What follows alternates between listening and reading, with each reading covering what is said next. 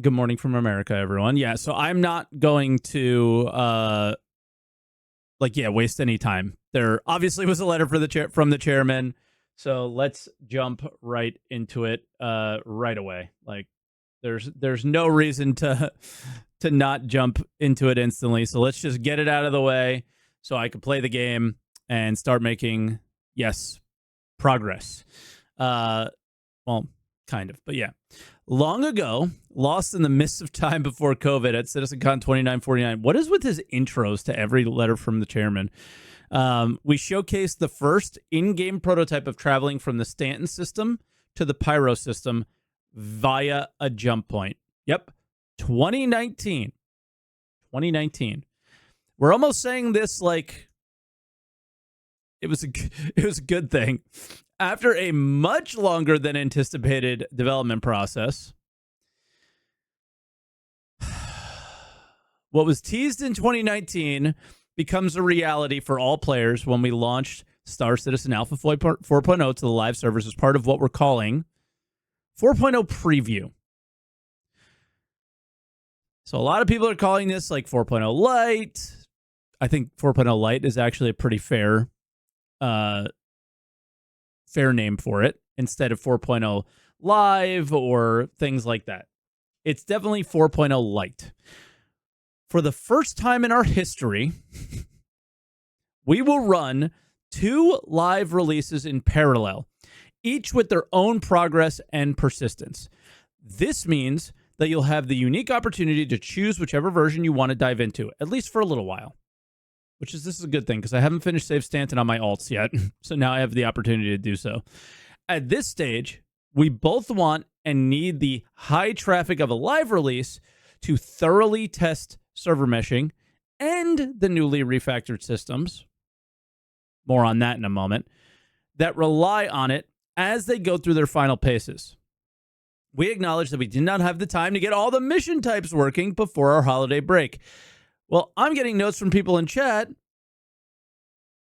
that the current missions aren't working. We're not getting markers. There's pieces missing here, even for the extremely limited missions that we have. So, for example, yesterday, I tried to jump into, before it was 4.0 preview, I jumped into Stanton because I wanted to be able to find Jumptown. There's a really easy mission to allow you to find Jumptown. It's an unverified courier mission. Guess what's not in the game anymore? There are 0 courier missions in the game. That's just one example. They've basically gutted out what feels like 80% of the mission types, maybe more, and we're left with kill quests, cargo missions, and salvage missions. I haven't seen anything else. Personally, let me know if you guys have seen anything. But gutted the mission system because it's completely being reworked. But what we do have there isn't even showing markers sometimes, depending on the server you're on. And as far as server meshing testing, I hear some people saying their server has a 2 to 3 minute delay, things like that. So, yikes. Not 318, but not perfect either. Where was I? We acknowledged that we didn't have time to get mission stuff in before the break, which is why we needed to temporarily support 2 parallel live tracks. Alpha 324.3 will remain available, so you can play the missions and engage in the game loops that are not working to our new playability standards in 4.0. Their standards are low. Their standards are, we wanted to sell the Mirai Guardian, and we wanted to say that we did what we wanted to achieve. I don't know if this is just a marketing thing. I really don't even think it is. I think it might even be more of a...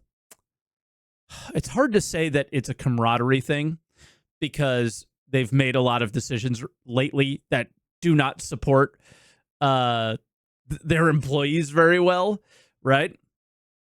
So it might be a camaraderie thing to like say that we did it for the people inside the company as well, and maybe give a bit of excitement, things like that, right?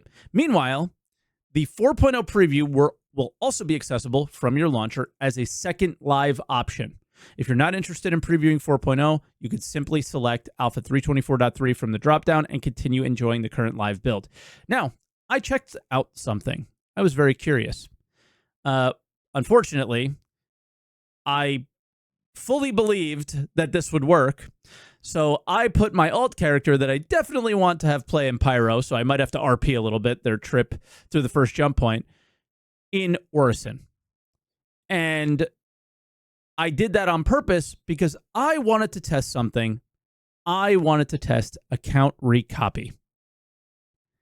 And that would have been a really big deal for this. Because what does this mean, right? What this means is that if 3.18 did happen, and newsflash, it didn't. Nothing's perfect, but it's not 3.18. You could log into the game. You could play, for the most part, some of the stuff that's there, right? If this was 3.18, they had the ability to go, well, it's not really live anyway, by the way, guys. Right? It's not really live anyway. And here's the big thing that they're doing. This may feel like our usual PTU process. It's not, because you can't recopy. And that would have been really helpful if you ran into some big bugs. But there is one key difference. By running both builds on the live environment, we could take steps to ensure that your progress on 4.0 will carry over. Our goal is for anything you do and earn in 4.0 preview to persist without any further wipes, unless something major happens, though we do not anticipate that. Of course you don't. But that's what's happening. You're playing live with the option to go, well, it's not really live. So it's hedging their bets, right? And I don't see how this hurts anyone. I don't see how this is a negative for anybody, right? It gives them the out.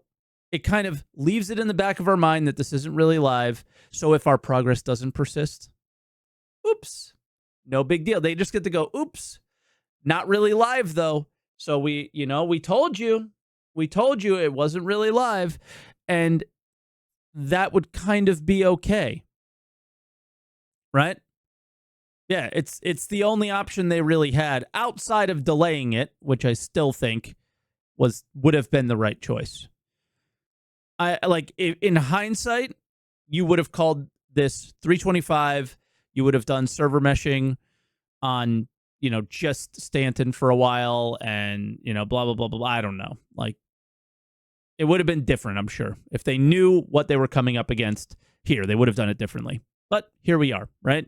And Elliot and team didn't get everything done. It's obviously a huge undertaking. This is why I talk about the things that I talk about on the channel all the time. Putting the cart before the horse. Having 500, 1,000 missions that have to be reworked. Having hundreds of paints for ships that make no sense, that are probably going to have to get reworked. Having hundreds of spaceships that make no sense for the gameplay you're designing, right?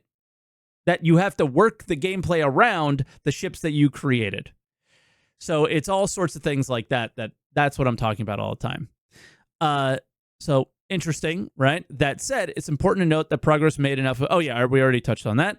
So to navigate, as you navigate through Stanton and Pyro, you are now also navigating seamlessly through a mesh of servers encompassing an entire game. Each planet, landing zone, major station is now covered by different game servers. Thanks to this technology, this is server meshing. He's just explaining it. Server boundaries are effectively invisible. I don't know about you, dude, but every time I make a jump away from a station, my jump stops. So they're not invisible, but okay.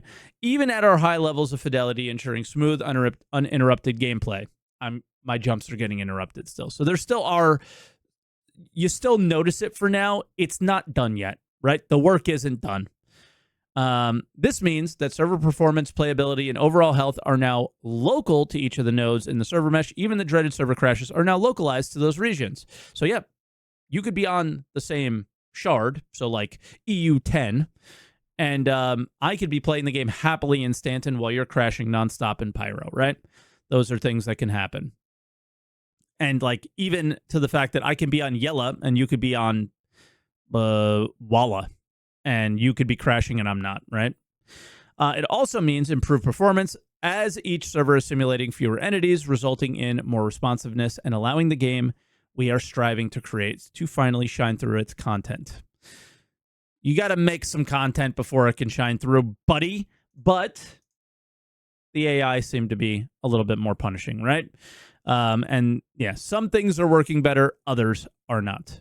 There still are issues with the servers. So, yeah. 4.0 is not just 324.3 with server meshing, it also includes a lot of new content. With the addition of Pyro, we have further pushed our reputation system. This is one thing that I never recognized until very recently, so I think this is one that's actually worth covering, to include 2 competing mission chains that allow you to align with either the Headhunters or the Citizens for Prosperity. This means areas that were previously neutral will become hostile or friendly, depending on your choice. This decision will become even more important next year as we start to put greater focus on storytelling in the verse. Not just storytelling, crafting, actual reasons to want to go to a headhunter's place to maybe get their armor or a certain weapon or a certain quantum drive maybe, right? We have also introduced contested zones within the major stations in Pyro, each heavily manned by a gang faction. Fire Rats, Horizon, or Xenothreat. These large, sprawling locations offer high-quality rewards in the depths of their vault, but you will need to contend with the current occupants and either help or battle your fellow players. They're also home to mysterious Pyro amalgamated component boards, which some say can lead to even greater rewards. This type of content is an important milestone as we start to introduce different ways for players to progress in the game, with reputation and physical rewards being something we aim to push even further in future patches. So, you PvEers, you're going to get your love here too. They just started with PvPers. They never do that, right? So, they got their bone this time. Let them have it. And stop crying on Spectrum, you little babies. Now, here's the big stuff. But here's the stuff we've seen in many letters for the chairman that never really came to fruition. And he does touch on this. As we jump into the new year, our primary focus across our Star Citizen teams is clear: improving playability. Our drive for playability surrounds 3 critical areas: performance, stability, and content. We understand the live environment must be far more reliable and consistent, and we are determined to deliver this. I swear, dude, it's like they watch my stream, right? I know I'm not the only one saying this, but I feel like I have been the one saying this the loudest for a really long time. Is the game has to be good in order for you to sell ships now. You can't keep doing this, but you have to focus on getting those major tech hurdles out of the way and allow things to be bad first. Yeah, he literally did say this last time, but listen and you'll understand the difference. The sentiment many of you have shared, and one we wholeheartedly agree with, is that if the current game as it stands today ran smoothly with fewer obstacles and bugs, it would provide an unparalleled experience. Over the years, we have experimented with different approaches. Oh, here's the one you need to listen to. Over the years, we have experimented with different approaches to improve quality of life. So the last letter for the chairman, they attempted something, and tackling tech debt. However, the ongoing challenge has been balancing these efforts alongside the introduction of new features and technology, as well as having your live environment in the middle of game development. Right, Jared? Too often, testing new features within the same pipeline as content has led to unintended ripple effects. Now, as a non-game developer and just a game enjoyer, what is the difference between a new feature and content? What is the differentiation there? Does anybody kind of know that? That's the one part I'm a little bit confused with in his explanation at the moment. Is I don't know the difference between, because new features is content to me, right? Content uses existing systems to create gameplay, whereas features are new systems. So, for example, new content or new features are the would you call the hangar update and cargo update new features, or would that be content? Right? Can you give some examples, perhaps? Feature equals planet tech, content equals new planets. Okay. Because you already have the hangars, right? But the hangar was a new system entirely. So, yeah.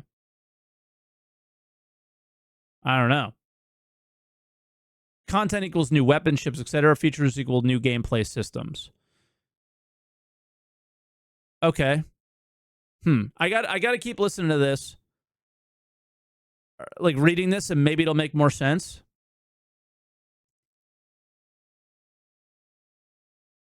Okay, base building would be new features. New missions like Save Stanton would be new content, as long as they don't add complex new mechanics. Feature, pyro stations, content, pyro station, contested zones. Understood. Right? Understood. Now, Rick, I have everything already. You're good. I'm all ready to go. No need for links. At least I don't think so. Too often, testing new features within the same pipeline as content has led to unintended ripple effects, creating instability, hindering performance, and impacting overall gameplay. In some cases, new features are not fully mature. Some features that are not fully mature have delayed the release of content or caused blockers that impact our progress. Again, he is specifically talking right now about the persistent hangers and what else? What was it? What else was it called? Freight elevators, right? Persistent hangers and freight elevators were something that literally delayed the entire year. And I think they want to avoid that. But the contradiction here is they had to ship 4.0 to live, so they say, because they wanted more concurrency. They're never going to get the concurrency on these preview channels, especially if they're really focused feature things that are really messed up and unstable.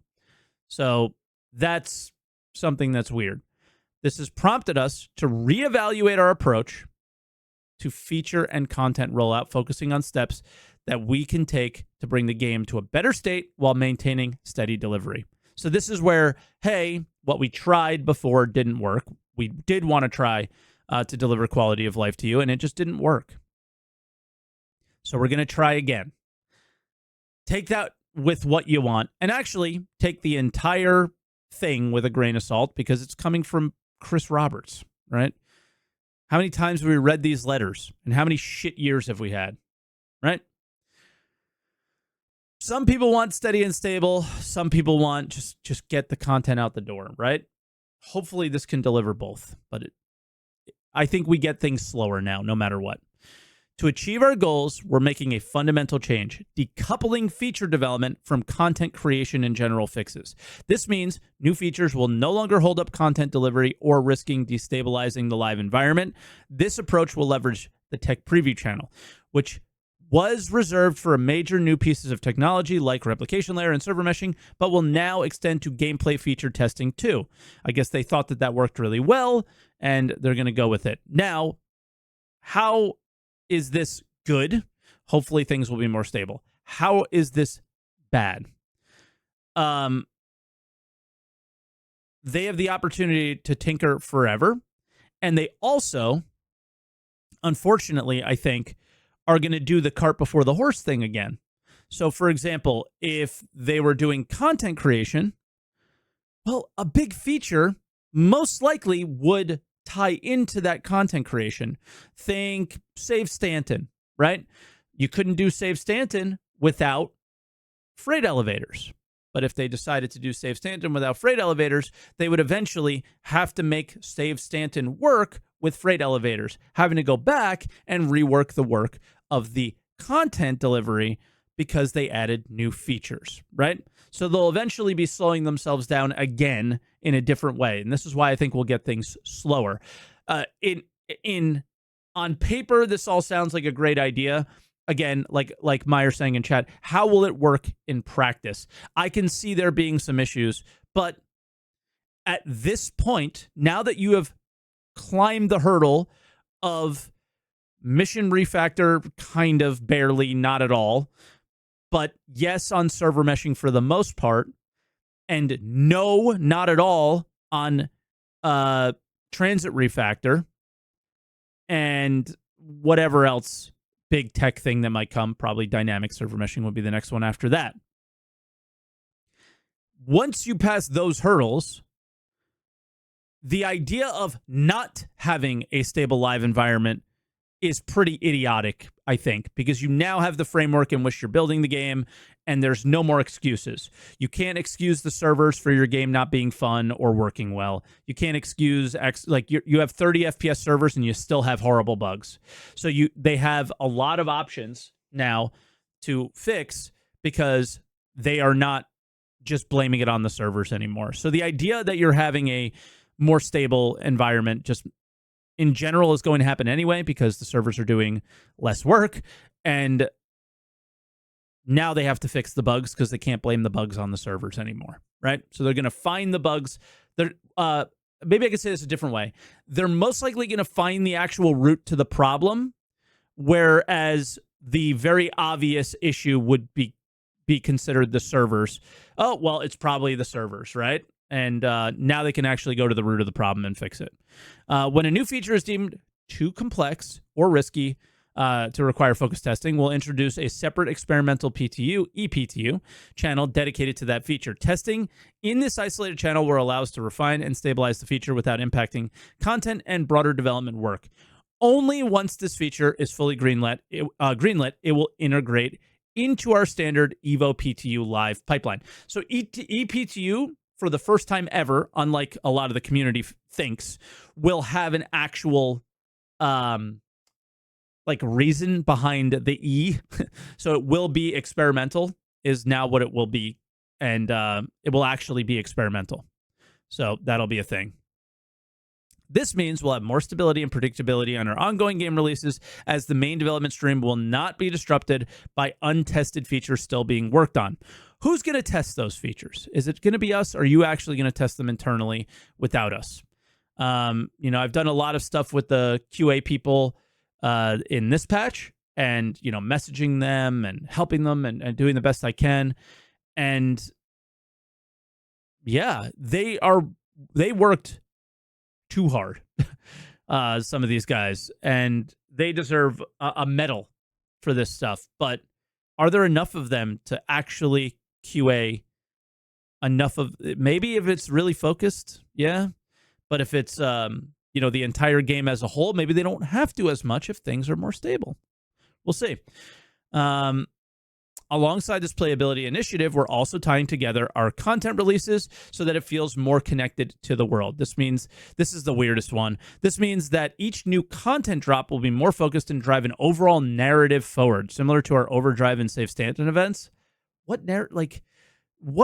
is he talking about here? Right? Because I see this as, I don't know, there being the bounty hunter patch.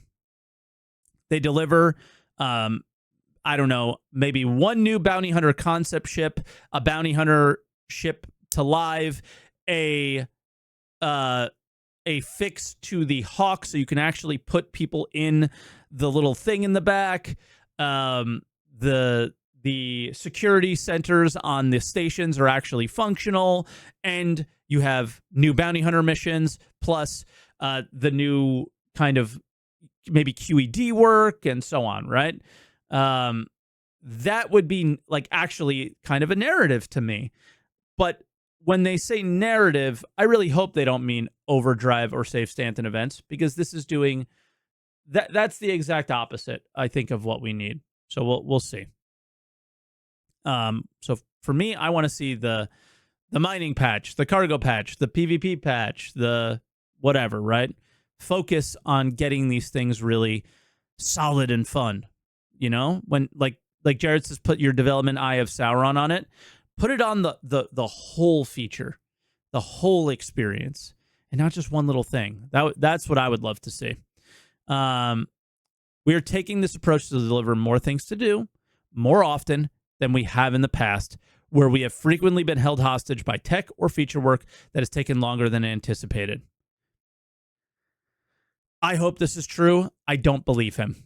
This is a prove it because you have never proven it before. Our objective is to make Star Citizen more stable, more performant, and more fun this coming year. My whole career, I've created games that I wanted to play as a gamer because I could see a game in my mind's eye that didn't exist. If I felt it did, it would be amazing. And I could see these steps needed to make it a reality. I have been fortunate that the games I want to play, a lot of other people also want to play too. But I've rarely met a publishing executive that has the ability to see the possibilities of this kind of vision. The thing is, brother, nobody wants to play the game that you've made so far. Like, a lot of people play it with the... I can only speak for myself here. I don't want to speak for anyone else.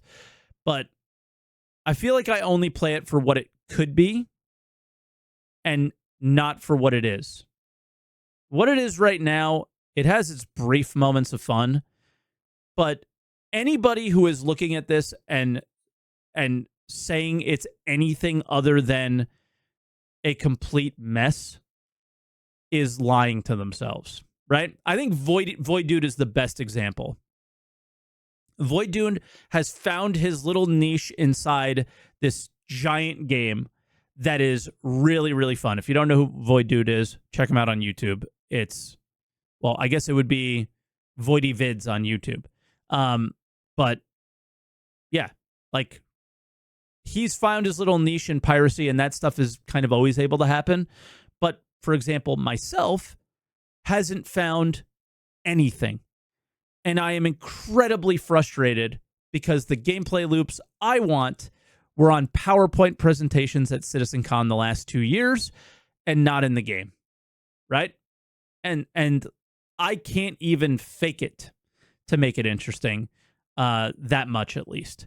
So it's going to depend on what you're into, right? But I'm going to go ahead and say that a lot of people are waiting on the sidelines to play Chris's vision, and they aren't jumping in the game to play it as much now. But we'll see in a moment that apparently a lot of people are playing it. They can only see a known quantity, a sequel, a bet on an existing IP. This is why I chose crowdfunding for Star Citizen rather than pursuing a development deal with a big publisher. And it is why I feel incredibly lucky and privileged to be able to develop Star Citizen and Squadron 42 with all your continued support. You should probably say Squadron 42 and Star Citizen since, yeah, that's the order of operations here. With all of your continued support year after year, as it allows me and every developer at CIG to focus on making the games that we and you want to play. Squadron 42 and Star Citizen are two games that would never have been greenlit by any of the big publishers because they're too ambitious, and in a genre that up until recently was viewed as niche. It still is, dude.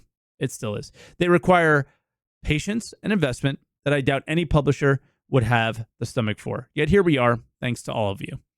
Thanks to all of you, we bought this giant hornet. The team and I are determined to repay that faith, patience, and support by delivering two games unlike any other. We have already made great strides with today's release. Server meshing is no longer a question mark, but a reality. And seeing the results of a more densely populated universe, as well as better performance and stability. We're closer than ever to realizing a dream many have said is impossible. With a clear destination for both Squadron 42's release and Star Citizen 1.0 roadmap, a focused team, and most importantly, the enthusiasm and support of the best community in gaming, we will deliver. Oh, we didn't hold the line anymore. We will deliver. Yeah. We'll see how fun. Well, yeah, we'll see. We'll see. I can't believe this man until he starts proving that I can believe him. This confidence comes from the unwavering dedication of the Evocati testers, the hundreds of thousands of you who help us test release at scale in the PTU, and the immense amount of constructive feedback shared across Spectrum, Discord, YouTube, Facebook, X, and Reddit. Your involvement shapes Star Citizen in countless ways, making this journey a truly collaborative effort. The impact of the community is felt far beyond the game as well. In 2024 alone, an incredible 203 Bar Citizen meetups were held. Jake went to all of them. 07 Jake, by the way. That's so shitty. We're still bummed out about that. Bringing players together to celebrate their passion for our shared universe. This year also shattered in-person attendance records, community-organized events such as Beacon, and the Shenzhen Bar Citizen. Each drew over 2,000 attendees, while CitizenCon 2954 in Manchester welcomed more than 5,000 fans from every corner of the globe. Over 1 million of you played 32 million hours in the game this year, and our ranks have swelled by almost 500,000 citizens. Now, this kind of tells me that a lot of people came in to check it out and didn't put a lot of time into it, which is exactly what I was kind of talking about earlier, right? It means it didn't get a lot of time, right? How much is the in 2022 it was 46 million hours, so a 30% drop. I mean, that's kind of expected here a little bit. People had to go back to work at some point. Because you log in after 4 years and the bugger missions are still bugged. Yeah. So it makes sense that, yes, over 1 million people played, which is kind of 1 million people got interested in Star Citizen, but how many it should be 100 million hours, right?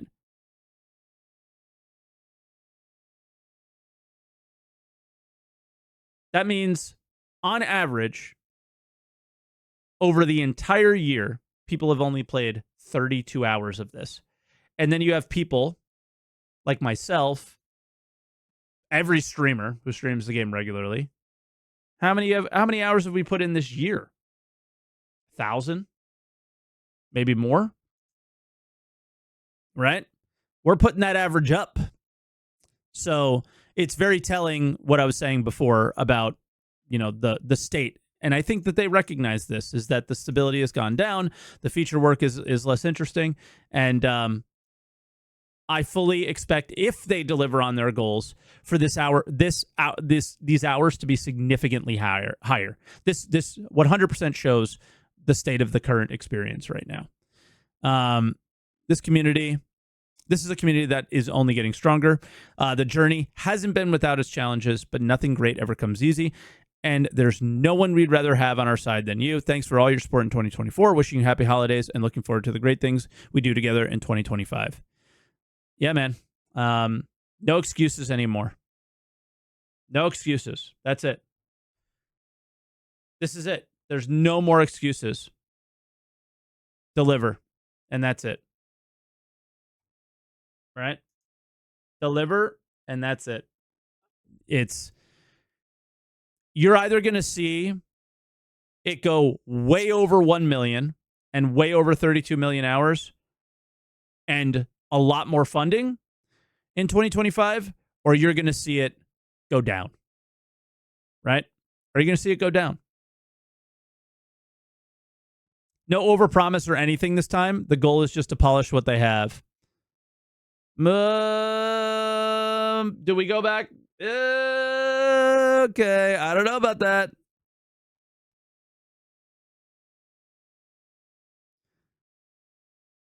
But, yeah. I think some things here, like our objective is to make Star System more stable, more performant, and more fun. More things to do more often might be overpromising. But it's not, a good point. It's not like he said, we're going to do base building and crafting. We're going to do X, Y, Z. Like, there's no solid thing that you get to go, ha, gotcha, idiot, again. We gotcha. He did it again. So, yeah, I guess there's that didn't happen. So that's a good thing, right? Overall, it seems like a more somebody else wrote this for Chris instead of Chris writing this. So I think we all know Chris didn't write this, because if it did, he'd still be talking about a coffee cup that you can find on a planet 16 days later, when in reality, all they do now is clean everything up instantly, right? So, I think somebody else wrote this one, but at the same time, I really believe in what they want to do. It's kind of what I've always advocated for. So I'm very happy to see that they're listening and that they hear us and that they want us to be happy with the live environment. And it just comes down to, we'll see. There's no way to hold these guys accountable so long as they make $100 million on selling spaceships every year. But I think, again, that 32 million hours, that shows something to them and their funding. So that's the way to hold them accountable, and we'll see. We'll see. But it just comes down to will it stick or will it not? I don't know.